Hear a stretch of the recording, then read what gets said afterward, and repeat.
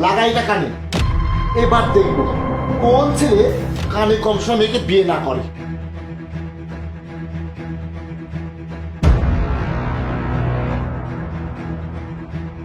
আরে ও চলে এসেছে।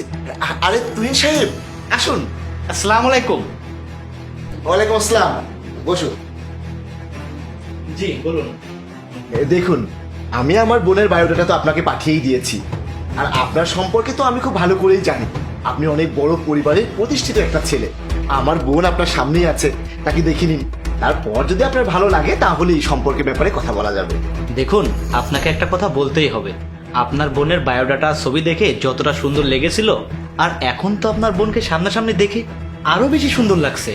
আর সবকিছু তো ঠিকই আছে, কিন্তু আমার মনে একটা সন্দেহ আছে।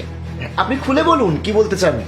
দেখুন জাহিদ সাহেব, আপনার আশেপাশের লোকজন আমাকে বলেছে আপনার বোন নাকি কানে একটু কম শোনে। আরে তুহিন সাহেব, আপনাদের মতো এত ভালো পরিবারে আমার বোনের বিয়ে হতে যাচ্ছে, এই কথা শুনে প্রতিবেশীদের হিংসা হচ্ছে। তাই তারা চাচ্ছে আমার বোনের বিয়েটা যাতে ভেঙে যায়। এজন্যই তারা এইসব উল্টাপাল্টা কথা বলে, বুঝেছেন? এছাড়া কিছু না। দেখুন, বিয়ে তো আর ছোটখাটো কোনো বিষয় না। সেজন্য আমি নিজে একটু চেক করে দেখতে চাই যে আপনার বোন ঠিকভাবে কানে শুনতে পায় কিনা। এই জন্য আমি দূরে দাঁড়িয়ে একটা প্রশ্ন করব, যদি আপনি কিছু মনে না করেন।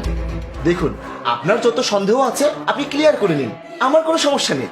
ঠিক আছে, আমি দূরে গিয়ে জিজ্ঞাসা করছি। তো অপু, আপনি বলুন আপনার প্রিয় রং কি? ব্ল্যাক। ব্ল্যাক। জাহিদ সাহেব, আপনার বোন তো একদম সঠিক উত্তর দিয়েছে, আর প্রশ্নটাও ঠিক মতো শুনেছে। তার মানে তো আপনার বোন ঠিক মতো শুনতে পায়, কারণ আমি এতটা দূর থেকে প্রশ্ন করেছি, আপনার বোন শুনতে পেয়েছে। আর আপনার বোনকে আমার অনেক পছন্দ হয়েছে। আমি এই সম্পর্কটা ফাইনাল করতে চাই। আমি এক কাজ করি, ম্যারেজ জোন সেন্টারটা কনফার্ম করে দিই। হ্যাঁ, যত জলদি সম্ভব। 1 মিনিট। কি হয়েছে অপু? আপনি এই সম্পর্কটা মেনে নিয়েছেন, কিন্তু আমি না। আরে বোন, কিভাবে বোকা বানিয়ে রাজি করালাম। আর তুই, হ্যাঁ, আপনি বুকিং দিন। দেখুন, আমার মধ্যে যদি কোনো সমস্যা হয়, আপনার যদি আমাকে পছন্দ না হয়, তাহলে বলতে পারেন। না না, আপনার মধ্যে কোনো সমস্যা নেই। আসলে সমস্যাটা আমার মধ্যে। কি? আপনার মধ্যে সমস্যা? কি সমস্যা? আপনি যেটা শুনেছেন সেটা সত্য। আসলে আমি কানে কম শুনি। আমি তো আপনাকে দূর থেকেই প্রশ্ন করলাম, আপনি তো উত্তর দিলেন। তাও আপনি কিভাবে কানে কম শোনেন? আপনি তো ঠিকই শুনেছেন। আসলে আমি কানে ম্যাচিং লাগিয়ে রেখেছি। জাহিদ সাহেব, এত বড় ধোঁকা! আরে, আপনার তো লজ্জা করা উচিত। আপনি বিয়ের মতো একটা পবিত্র সম্পর্ক ধোঁকা দিয়ে সম্পর্ক এগিয়ে নিতে চাচ্ছেন। সি, আমি আপনার কাছে এটা আশা করিনি।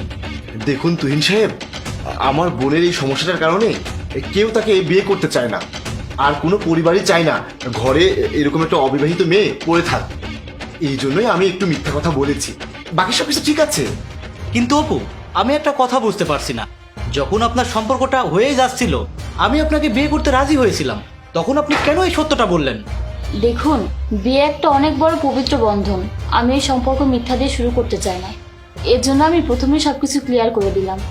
আমি তো আপনার ঘরে যাব, কিন্তু মিথ্যা বলে আমি কোনো কিছু শুরু করতে চাই না।